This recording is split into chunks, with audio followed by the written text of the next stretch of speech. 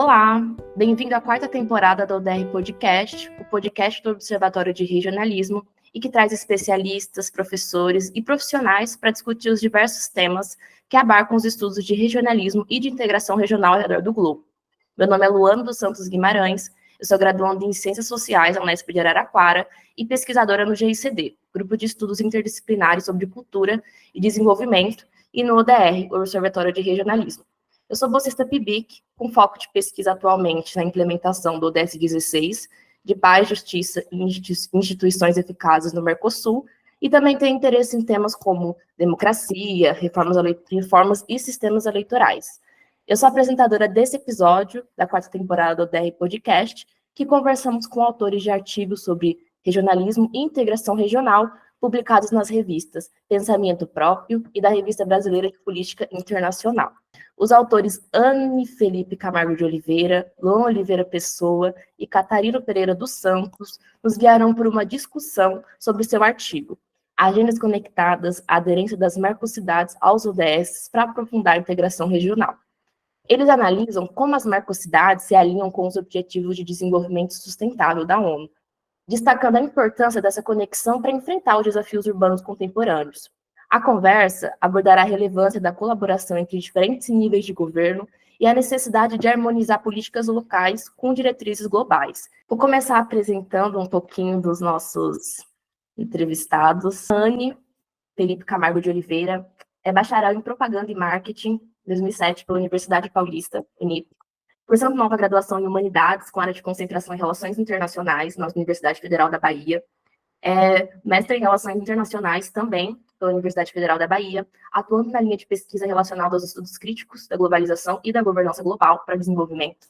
É membro da Associação Brasileira de Relações Internacionais, integrante do Grupo de Pesquisa Globalização da Política, GLOPLI, na Universidade Federal da Bahia.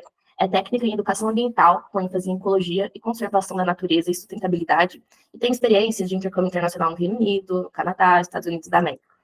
O Luan Oliveira Pessoa é doutorando e mestre em Relações Internacionais pela Universidade Federal da Bahia, como área de Desenvolvimento e Governança Global, é bacharel em Relações Internacionais pela Universidade Federal de São Paulo, é bolsista pela Coordenação de Aperfeiçoamento de Pessoal de Nível Superior, CAPES, é pesquisador-membro do Observatório de Regionalismo, é docente do Bacharelado de Relações Internacionais do Centro Universitário Jorge Amado, Catarino Pereira dos Santos, ele é mestrando em Relações Internacionais, também na Universidade Federal da Bahia, na linha de pesquisa de globalização, desenvolvimento e cooperação, no qual pesquisa a cooperação Sul-Sul e para a diplomacia, é especialista em Direito Internacional pelo Centro de Estudos em Direito e Negócios e bacharel em Direito pela Universidade do Estado da Bahia. Então, gostaria de agradecer a presença de vocês e dizer que estou muito empolgada para a nossa conversa de hoje.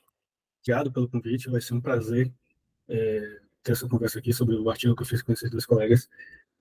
E estamos aí dispostos a responder as perguntas, as dúvidas que foram geradas e que vão guiar nossa conversa aqui hoje. Eu agradeço esse convite de vocês em estar aqui, dessa vez, como entrevistado, mais uma vez, no ODR Podcast. É um espaço para a gente fazer essa divulgação, a gente tratar de assuntos científicos, do que passa nesse mundo, e é um mundo que não está lá fora, é um mundo que está aqui no nosso dia a dia, no nosso cotidiano. A gente está num momento de queimadas, então, que não, por exemplo, não está impactando aqui em Salvador, onde eu moro, o ar, mas está impactando vários outros lugares do Brasil, e ao mesmo tempo impacta Salvador em outras maneiras. Esses efeitos das mudanças climáticas impactam de outras formas. Então, é muito importante ter esses espaços da gente estar discutindo a pesquisa, é um espaço de divulgação científica, né? E aí onde a gente pode discutir nossos trabalhos, esse artigo que a gente fez, e é do qual eu tenho muito orgulho de ter escrito ao lado de Anne e de Catarino. E estar aqui novamente, nós três, falando novamente desse artigo. A primeira pergunta que eu gostaria de fazer para vocês é se a estrutura da rede Mercocidades, como uma rede de cidades, em vez de uma instituição formalmente integrada ao Mercosul, ela apresenta vantagens e desvantagens para essa implementação dos UDSs, e em que medida essa estrutura ela vai refletir uma mudança no papel das cidades na governança global, e, enfim, fortalece ou limita sua autonomia na definição das suas próprias agendas do desenvolvimento. É interessante notar que, lá em 95, com a rede, os prefeitos de algumas cidades da América do Sul, né, viram essa nascente, uma organização, o Mercosul estava nascendo, eles viram que tiveram a necessidade de fazer com que as cidades também participassem dessa discussão sobre integração regional. Então, inicialmente, o objetivo era, de fato, integrar dentro da instituição Mercosul as cidades, fazendo com que elas tivessem voz, né, uma certa gerência na tomada de decisão. Porque, ao longo dos anos, eles tiveram alguns avanços nesse sentido, mas que, até hoje, isso não foi concretamente realizado, né? E isso fez com que a rede Mercocidades, como uma rede, se não como parte do Mercosul, partisse para o cenário global, procurando parcerias, né? E participando também de eventos diversos, com outras redes de cidades que estavam também sendo criadas nessa época, ali na década de 90, ou antes ou depois, ali, e também com organizações como, no caso, a ONU, né, que estava ali na nascente, a Agenda de Desenvolvimento da ONU, as várias agendas de desenvolvimento que a ONU implementou, né, buscou implementar desde essa década. Então, eu acho que a maior vantagem que a rede Mercocidades tem em ser, na verdade, essa rede, é ter essa autonomia de dialogar com o externo sem depender do Mercosul. Porque vejo que, caso a Mercocidades de fato conseguisse aquilo que inicialmente eles queriam, que fosse integrar-se no Mercosul, eles seriam uma desvantagem de depender da boa vontade dos governantes, do executivo dos países, né? Tem essa tendência dentro do Mercosul de, se os governos estão alinhados, né, pensando de fato na integração regional, o Mercosul ele tende a avançar, né, tende a produzir mais no sentido da integração regional. Mas se eles não tiverem, ainda que o Mercosul permaneça, né, como uma instituição, ela enfraquece, né, se torna um pouco mais fraca ao longo da permanência desses governantes. Então, o Mercocidade ela ficaria sob essa boa vontade dos executivos, né, dos países. O que, obviamente, estando fora do Mercosul, permite que ela busque diálogos tanto com outras instituições de cidades, quanto participar de diversas organizações, participar também da discussão e implementação de agendas de desenvolvimento da ONU.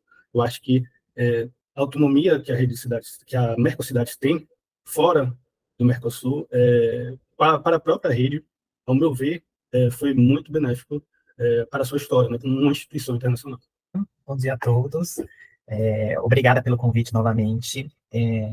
Gostaria de acrescentar, obrigado pela apresentação, mas gostaria de acrescentar que eu, como mulher trans, travesti, ocupando esse espaço aqui de acadêmico, acho importante trazer esse marcador, e porque eu detesto a minha voz, eu detesto falar em público, então esse podcast está sendo um desafio para mim e meus colegas Luan, Catarina, falaram, não, Anny, vai lá, bora, e no empurrão a gente vai desenrolar aqui uma conversa que traga fatos e informações relevantes para o tema. Concordo com o Catarino na maior parte das afirmações que ele traz. Atualmente eu atuo junto com a coordenação de um programa encabeçado pelo Programa do Programa de Desenvolvimento das Nações Unidas, o PNUD, aqui no Brasil, que é o Fazendo Justiça, que é voltado mais para a segurança pública, e atuo também junto com empresas privadas em questões de licenciamento ambiental de energia renovável, né, em consultas públicas, em conversas com as comunidades afetadas. Então, eu atuo um pouquinho dos dois lados, né, tanto da questão do setor privado, quanto do setor público. E a gente percebe de que forma os ODS e as movimentações políticas acontecem nos dois polos, né? Então, a rede, ela vai trazer, consequentemente, maior flexibilidade, maior agilidade para as negociações, né? Tem questões muito burocráticas que acabam, às vezes, atravessando a realização dos objetivos do desenvolvimento sustentável, e a rede Mercocidades, por ser uma rede que tem sua autonomia, pode definir melhor suas agendas, tendo um foco melhor nas suas realidades locais, e também trazer essa troca de experiências, assim, são cidades que podem compartilhar boas práticas que podem ser utilizadas para prevenção de crises, atendimento a questões das mudanças climáticas, até agora a questão da inteligência artificial, como é que isso vai ser utilizado, né, no âmbito urbano, traz desvantagens também, eventualmente a falta de coordenação centralizada pode impactar nessas, uma ausência de estrutura vinculada ao Mercosul, eventualmente pode dificultar uma coordenação de implementação de políticas, recurso, né, recurso que acaba eventualmente podendo ser mais limitado, e pouca influência política. Mas eu acredito que as vantagens surpassam os desafios aí que elas trazem. Pensando na interconexão entre o local e o global, nós vivemos em um mundo onde esses dois níveis de governança se encontram e se chocam também. Então, o conceito de globalização ele vai ser central aqui. Então, vamos entender melhor como ele pode ser aplicado na prática dentro das cidades que integram a rede de Mercocidades. Nesse sentido, a globalização, como processo de interação entre o global e o local, é um conceito útil para entender a atuação da rede Mercocidades e sua relação com os ODS. Como as cidades elas podem equilibrar as demandas globais com as necessidades e prioridades locais. A globalização ela é bem fundamental para a atuação da Mercocidades, primeiro porque ela é fundada nesse contexto da globalização, ainda que a ação internacional a gente pode remontar a antes da globalização, a início do século XX, por exemplo, ou mesmo antes, essa ação internacional dos entes subnacionais, cidades, províncias, departamentos, enfim. Mas a Mercocidades, como a Catarina falou, década de 90, ela é fundada, e ela é fundada no contexto exatamente do Mercosul, né, iníciozinho do Mercosul, tentando ter essa voz. Porque justamente é uma discussão que estava acontecendo da integração regional a partir dos centros nacionais, a partir da diplomacia desenvolvida em Brasília, em Buenos Aires, em Montevidéu, em Assunção. Então, outras realidades ficam de fora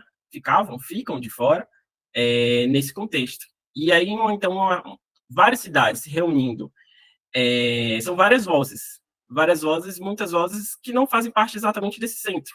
E aí tem a possibilidade de influenciar essa agenda.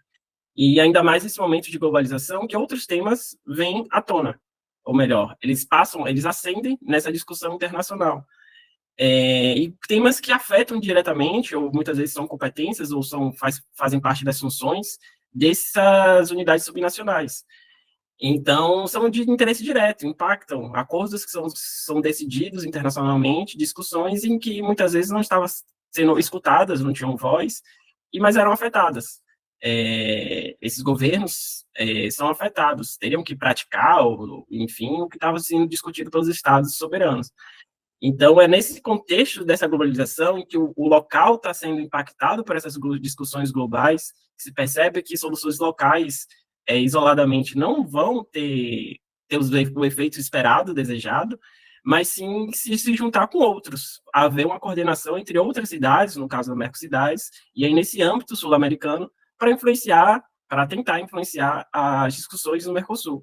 E aí, uma vez que não objetivam a adesão desejada, era uma participação com direito à voz, voto, um órgão deliberativo dentro do Mercosul, porque a Mercocidades ela consegue a posição de ser secretaria do Comitê de Municípios do FCCR, que é o fórum para essas unidades subestatais, subnacionais do Mercosul, mas não é apenas um fórum consultivo, não tem o poder que desejavam ter.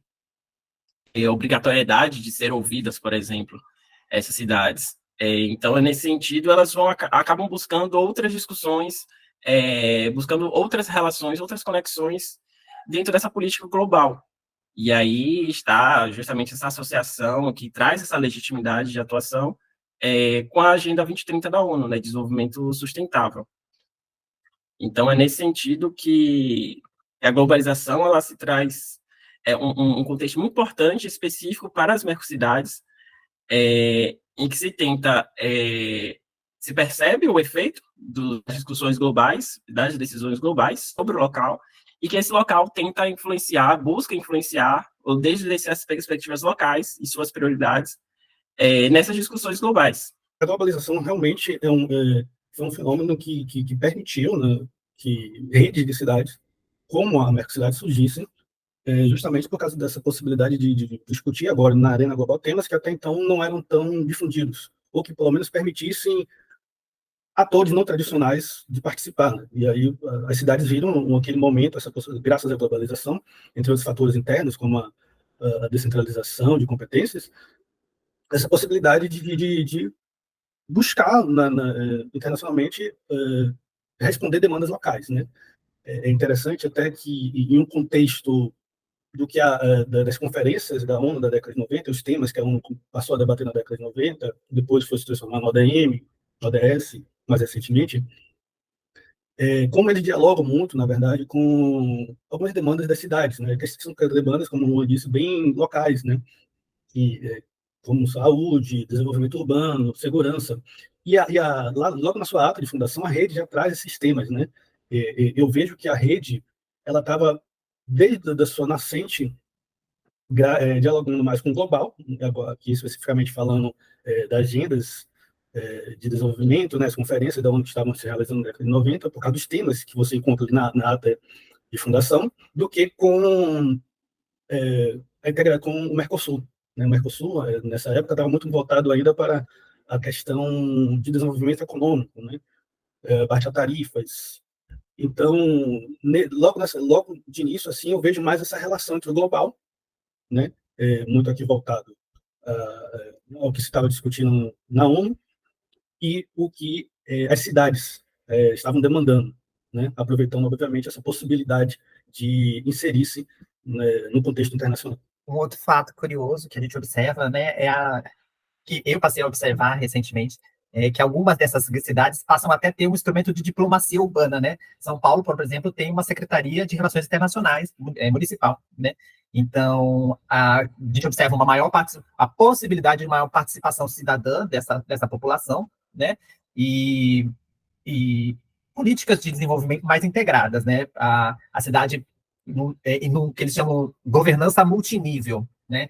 Que é algo relativamente novo que possibilita que essas redes de cooperação cruzem as fronteiras nacionais e também possam colaborar com outras regiões e outras, desempenhando um papel importante de conexão entre as cidades. É interessante observar como a Agenda 2030 ela se constrói em parceria entre governos, ONGs e o próprio setor privado. No entanto, essas colaborações elas podem trazer riscos também, especialmente quando os interesses econômicos eles prevalecem sobre os sociais e os ambientais. E eu gostaria que explorássemos melhor essas tensões.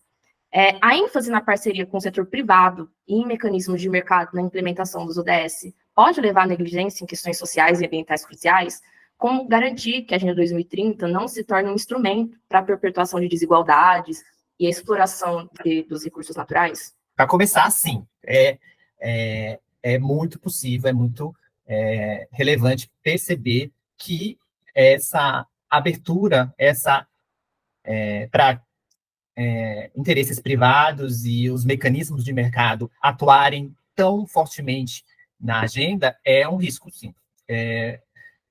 A agenda toda, ela vem já, né, de um histórico que vem, a gente pode puxar lá da Comissão Brundtland, lá de 87, que firmou um consenso, né, como a gente observa conforme os estudos críticos das relações internacionais, em COPs, nos estudos da política internacional, puxando da teoria gramsciana, que busca um consenso entre algo que não existe um consenso, né, real.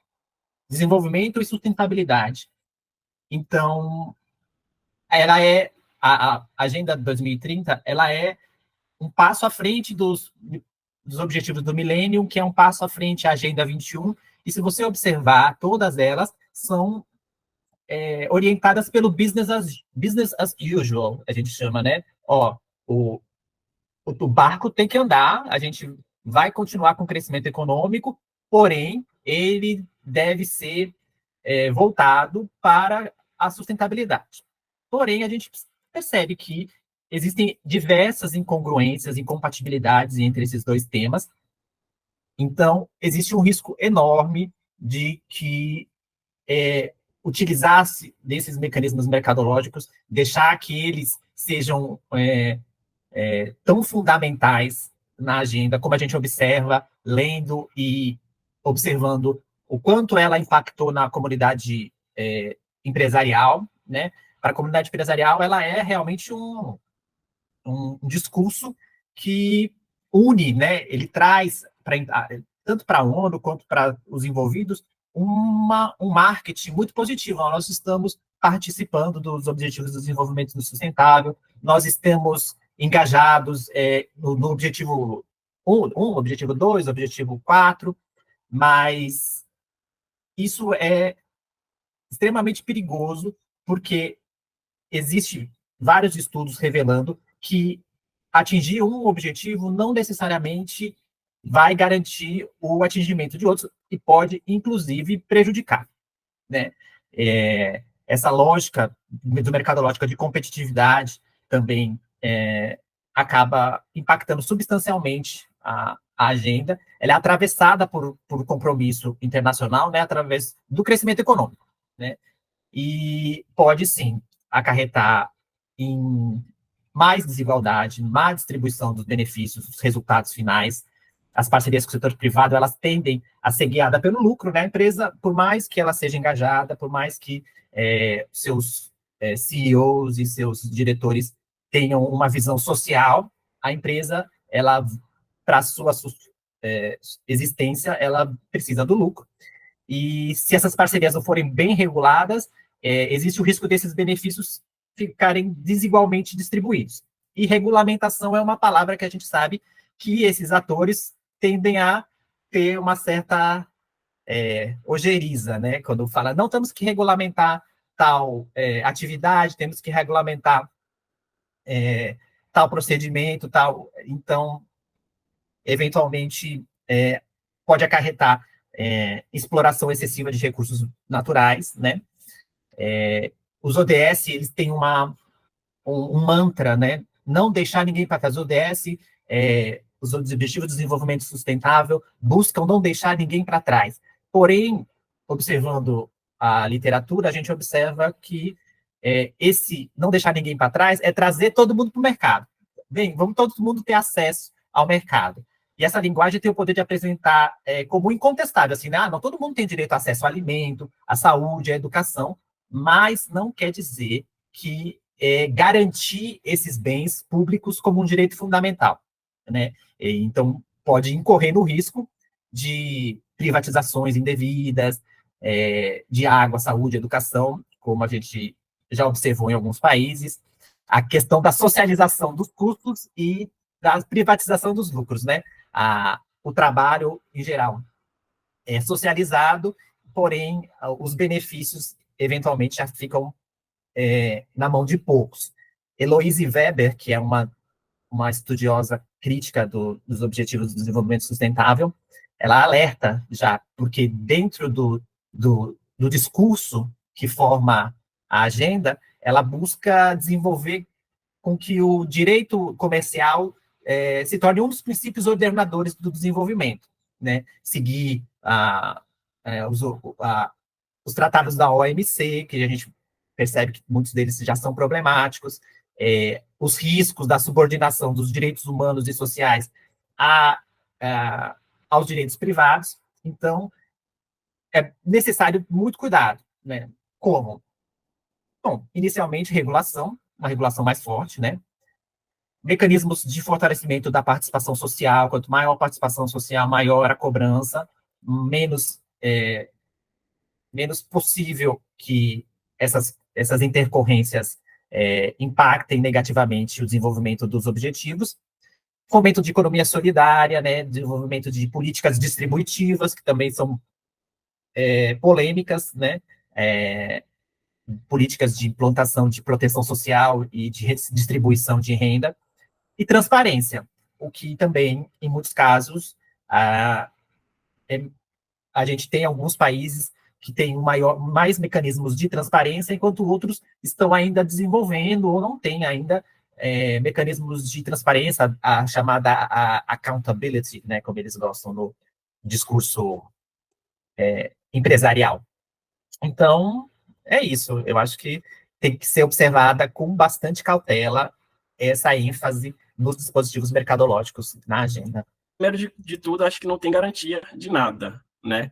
A gente vive numa sociedade que não é estática, ela é dinâmica, e todas as nossas relações, nossas interações sociais são dinâmicas. Então, é justamente a política está aí para a gente tentar estabelecer esse consenso.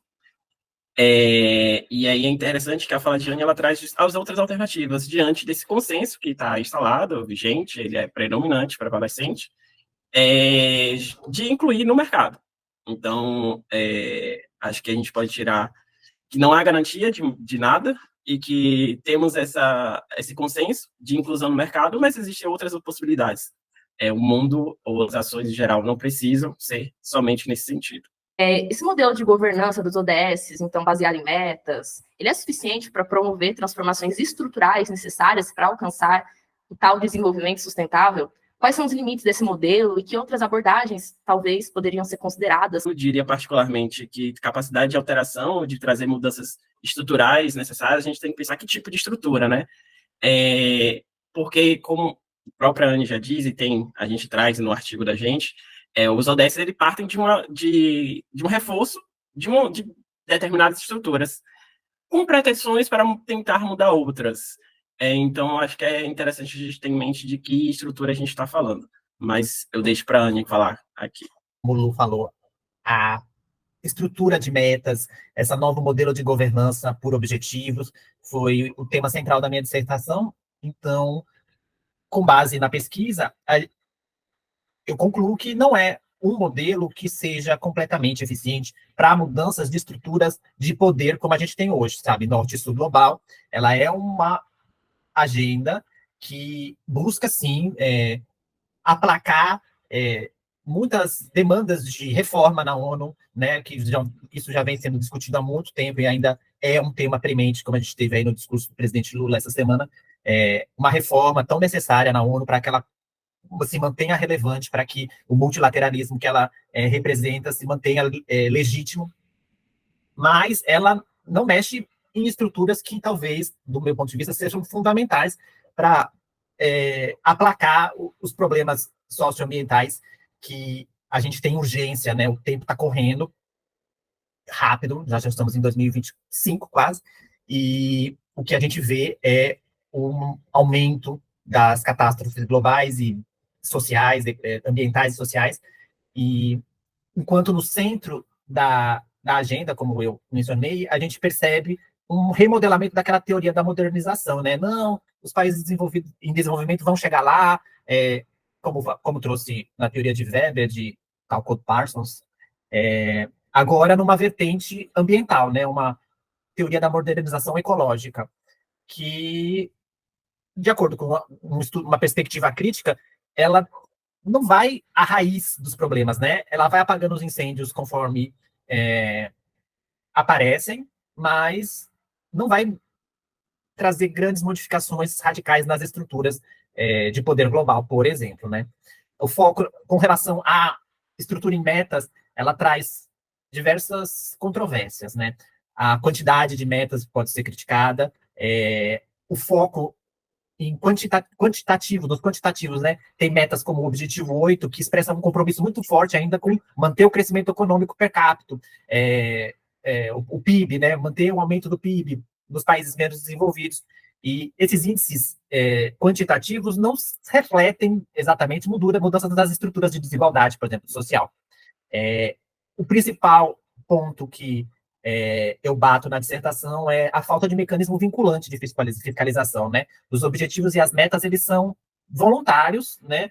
E não tem nenhum arcabouço jurídico de penalização de quem não cumprir. Os países e organizações e empresas se comprometem voluntariamente a participar dos ODS da maneira que elas podem, da maneira que lhes é conveniente e apresentam seus resultados.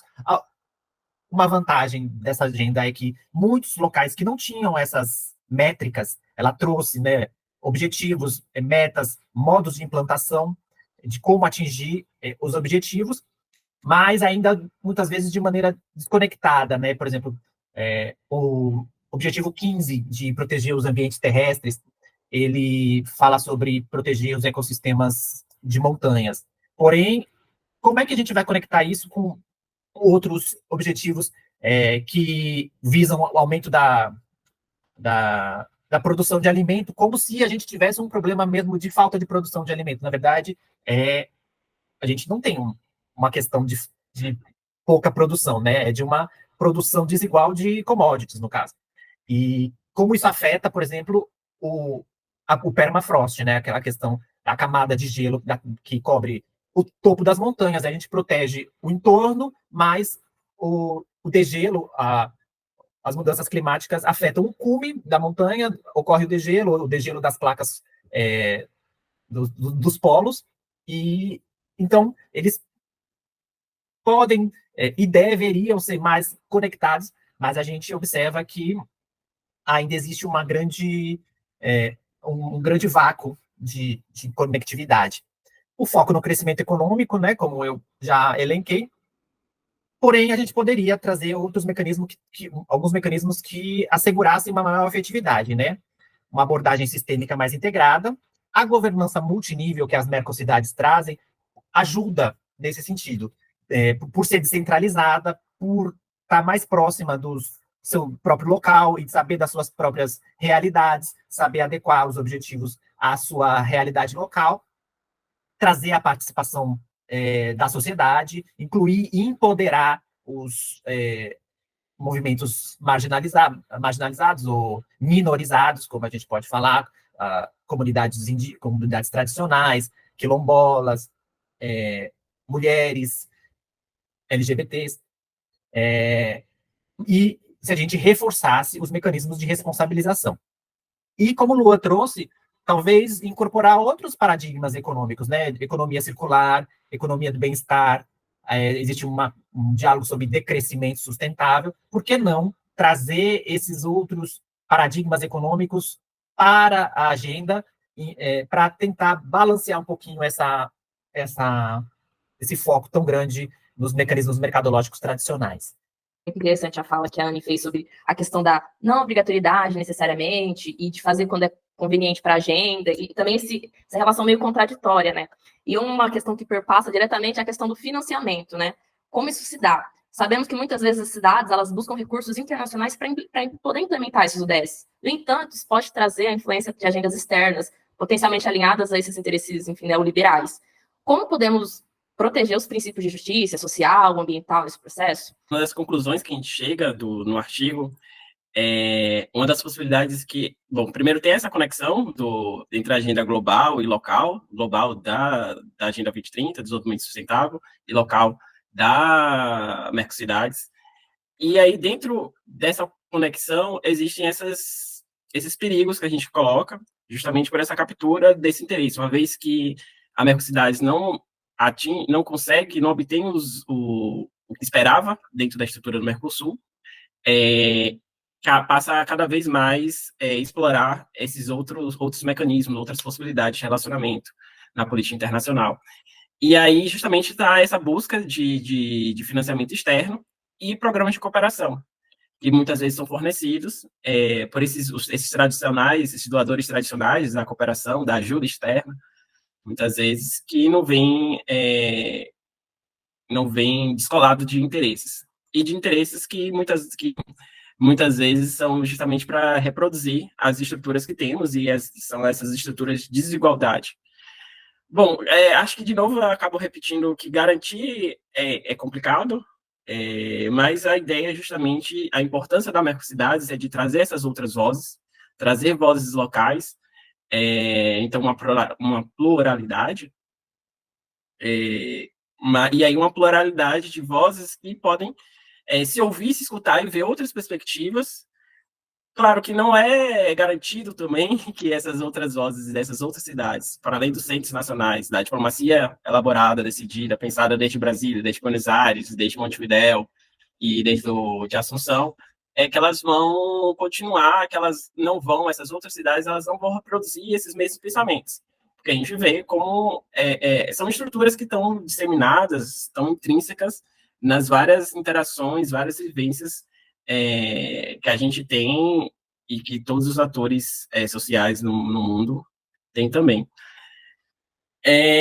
Bom, acho que como um esforço é justamente reunir essas outras vozes, dar espaço, tentar, e aí ter esse consenso sobre o que se quer, sobre o que se pretende, sobre os objetivos, sobre que tipo de integração, que sentido tem essa integração buscada, essa integração regional buscada nas Mercocidades, e aí jogar e fazer esse jogo político, essas negociações, essa busca de financiamento bom, se conseguir essa aproximação com o Mercosul, seria muito interessante nesse sentido, porque, no fim das contas, e pelas próprias estruturas que a gente tem, os estados soberanos, eles têm muito poder e muitas capacidades, muito mais do que governos municipais, né, que têm atuação mais limitada, inclusive, para começo de conversa, geograficamente limitada.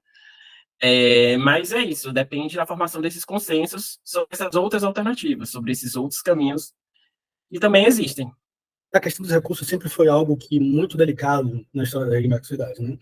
É uma rede que, como outras, ela depende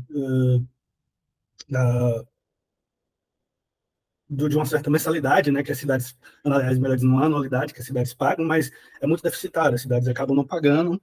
Então, a rede por si só, ela mal consegue desenvolver projetos próprios independentes, digamos. Ela sempre esteve em busca de algum tipo de financiamento externo para fazer projetos que sejam por questões de desenvolver a própria rede como instituição, ou fazer projetos, programas, como um que a gente traz no artigo, que é o Programa de Cooperação Sul-Sul, que justamente faz com que as cidades busquem dialogar entre si, as cidades da rede buscam dialogar para realizar projetos que tenham um benefício comum.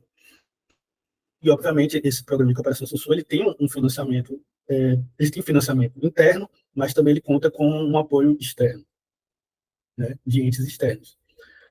E eu acho que, como uma coisa que o Luan disse, a rede ela tem uma missão, né, que é levar o bem-estar para os seus membros, né? A visão que a rede tem como instituição é fazer com que as cidades sejam inclusivas, integradas, né? Então, a questão do desenvolvimento, não só econômico, mas social, sempre sempre foi um debate dentro da rede.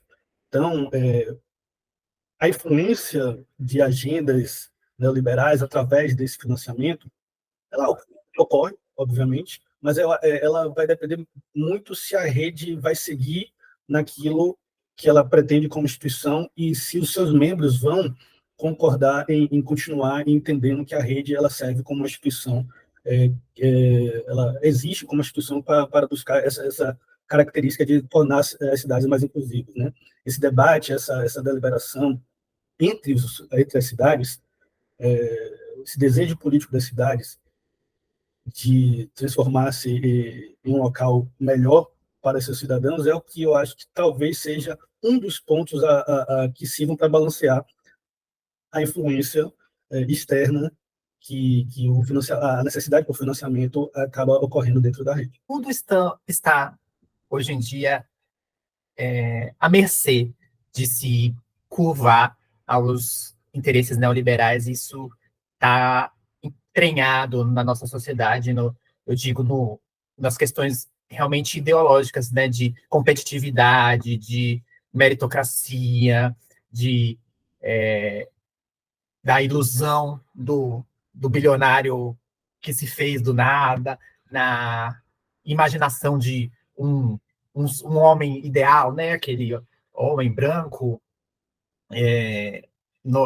do norte global, do cidadão de bem, e que representa o que é ser homem, o que é ser mulher, o que é... Enfim, são tantas armadilhas neoliberais que a gente enfrenta diariamente, que não ia ser diferente com a rede de Mercocidades. A gente não se faz nada sem dinheiro, né? E a busca por financiamento abre o espaço para que haja a captura neoliberal dessas atividades, dessas ações, porém, o que é possível é sempre estar vigilante. A academia, os movimentos sociais têm que estar todo o tempo vigilantes de que, por mais que a gente forme parcerias público-privadas, que hoje é a linguagem principal dos movimentos, formar essas parcerias público-privadas a fim de financiamento, porém não se deixar contaminar, né? Utilizar essas parcerias para fortalecer e empoderar os grupos minoritários e marginalizados, os que foram e ainda são alvos, as principais vítimas das políticas neoliberais que a gente vem sendo implantadas e fortalecidas desde os anos 70. Então, É,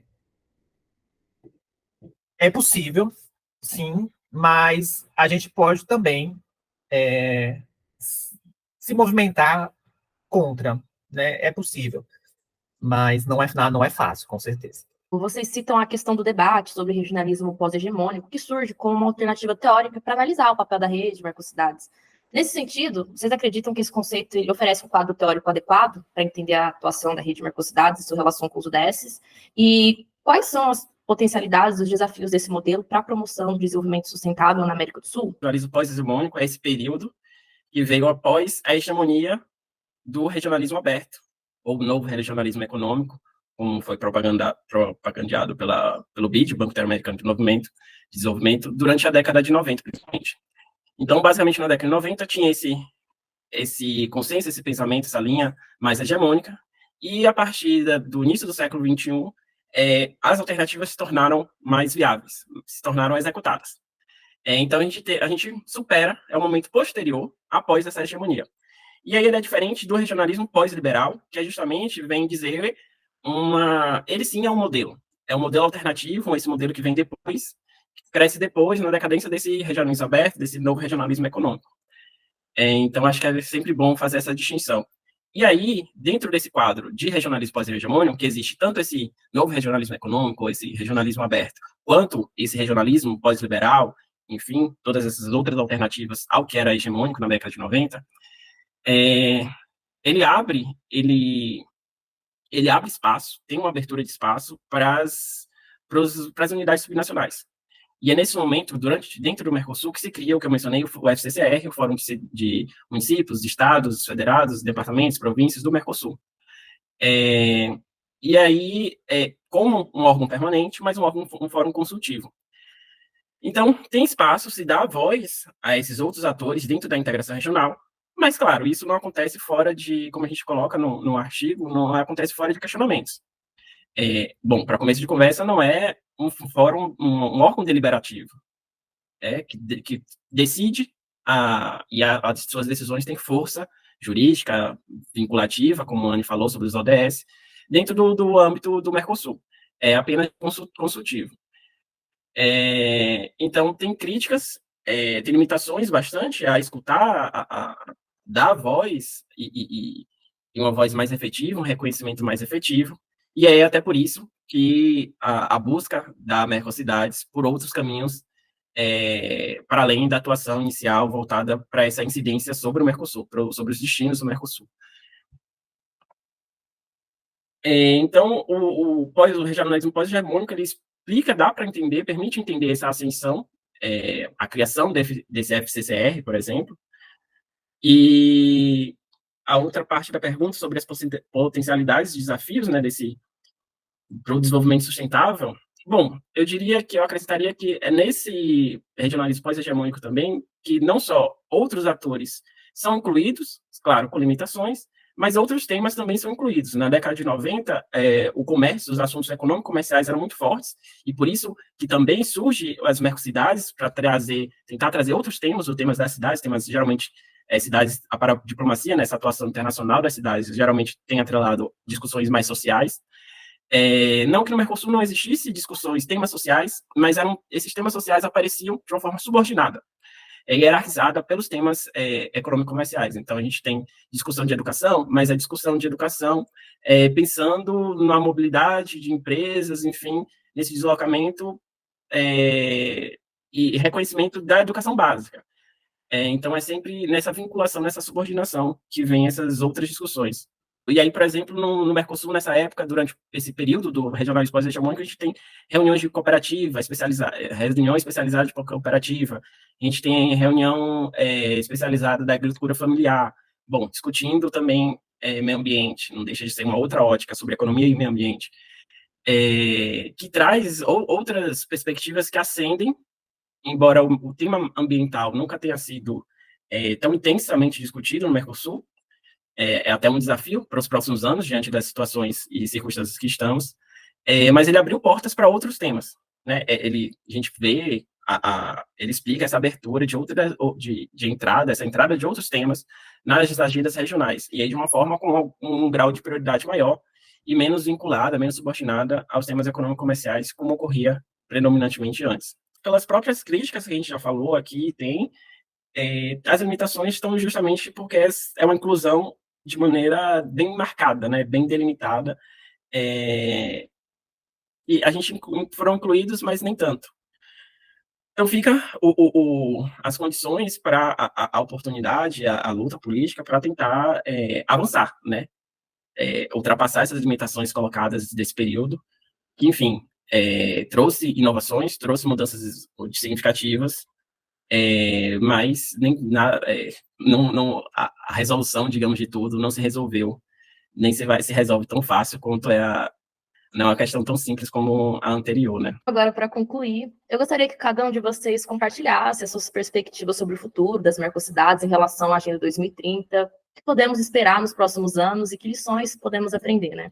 Desde 2015, a rede ela entrou em eu trago isso na minha dissertação, ela entrou em um terceiro momento da sua história, né, que a gente traz no artigo como um dos exemplos de implementação dos ODS, né, que são ali, no caso, era o Banco de Boas Práticas e a cooperação, o Programa de Cooperação Sul-Sul. Eu vejo que o Programa de Cooperação Sul-Sul, ele é o projeto provavelmente o mais duradouro até então, desde 2017, eu creio que todos os anos teve uma edição, e é interessante que dentro do programa, dentro das suas diretrizes, você tem os ODS como algo que deve ser observado na elaboração dos projetos pelas cidades que resolvam participar. E não só no Programa de Cooperação Social, mas também como você vê em outras atividades da própria rede, como os ODS eles estão bem presentes. Eu não acompanho a fundo as outras atividades da rede, mas eu vejo que como os ODS eles acabaram sendo um norteador do desenvolvimento da própria rede, né, das suas atividades, de como ela age, do que ela vai fazer, do que é que ela busca, e como eles buscam cada vez mais relacionar os ODS com essa missão, né, de levar o bem-estar, né, de fazer com que as cidades sejam mais inclusivas, com, obviamente, todos as questões, os perigos que a gente falou nas respostas anteriores. Que devem, obviamente, é necessário tomar cuidado para que isso não se sobreponha ao que, de fato, as cidades necessitam, né? Bom, então, eu creio que os próximos anos ainda, eu acho que, pelo que eu entendo, ainda vai ter uma grande conexão da rede Mercocidades com a Agenda 2030, pelo menos até 2030, eu acho que ainda esse vai ser o norte que a rede vai procurar seguir. Do meu ponto de vista, da perspectiva que a gente trouxe aqui, é uma perspectiva positiva, de que as mercocidades vão ter um maior protagonismo na governança global, como atores globais. A gente percebe pelo volume da urbanização crescente, e que não tem um indício de que isso vá rescindir tão cedo, da descentralização que isso traz, né, como a gente já elencou aqui, essas cidades elas podem observar de que forma os objetivos de sustentabilidade podem ser implementados da melhor forma dentro de suas realidades. Catarina trouxe também a importância da divisão, do partilhar das boas práticas de uma cidade, do banco de boas práticas de uma cidade para outra, sobre suas experiências, bem-sucedidas ou não, e no cenário atual, a importância das mercocidades da rede para a resiliência urbana, né? Desde o que a gente teve no cenário da Covid-19 até os mais recentes episódios de catástrofes naturais. Acredito que seja um território que as mercocidades e a rede possa contribuir muito e tende a trazer soluções, tanto para a sustentabilidade, como para a digitalização, para a utilização da inteligência artificial nas cidades, e em que modo isso pode ser utilizado para o bem, né? Como é que isso pode ser feito de modo a proteger os dados individuais e assegurar que essa tecnologia seja utilizada a favor da população e não contra ela. E a importância do quanto a gente pode aprender dessa governança multinível, né, que atravessa as fronteiras nacionais. E eu, no geral, acredito que seja um cenário de grandes possibilidades e enormes desafios também. Em termos específicos de agenda, em termos específicos de lições que a Mercocidades aprende com a ODS, como a gente fala no artigo, não foi a primeira experiência dessa conexão entre uma agenda global e a agenda local e regional que a Mercocidades representa, mas é uma prática justamente de como articula essa agenda, como leva adiante essa forma de levar adiante de aperfeiçoamento dessas outras experiências que a Mercocidades teve com relação a essa integração regional a partir da visão das cidades, né? Então, elas conseguem seguir, a despeito, apesar dos problemas, dificuldades, frustrações com o Mercosul, e aí fica sempre o olho, né, o olho aberto, para em que medida esse engajamento com essas outras instituições, a adesão a essas outras iniciativas, elas não podem desvirtuar o sentido original da Mercocidades, que inclusive é justamente essa adoção, essa valorização desses temas, priorização desses temas sociais que não estavam presentes de forma que estavam presentes, mas de forma subordinada no Mercosul durante a década de 90. Então, acho que em termos de lição, principalmente é nesse sentido, né, de aperfeiçoamento dessa prática com desengajamento das iniciativas globais. Muito obrigado, Luana, e quem sabe até a próxima. Para vocês, eu gostaria de agradecer imensamente aos nossos convidados, Anne, Luan, Catarino. Nosso episódio chegou ao fim. Se você quiser ler o artigo completo, ele está disponível na página desse episódio do ODR Podcast, no site do Observatório de Regionalismo. Agradecemos a todos que nos escutaram pelo Spotify, Google Podcast, ou nos assistiram pelo canal do YouTube. Se quiser ver mais de nossos conteúdos, acesse nosso site, observatório.rep.org. E vocês também podem seguir nossas redes sociais e receber em primeira mão as novidades, eventos e trabalhos organizados pelo grupo. Estamos conectados no Facebook, LinkedIn, no Instagram, e até o próximo episódio.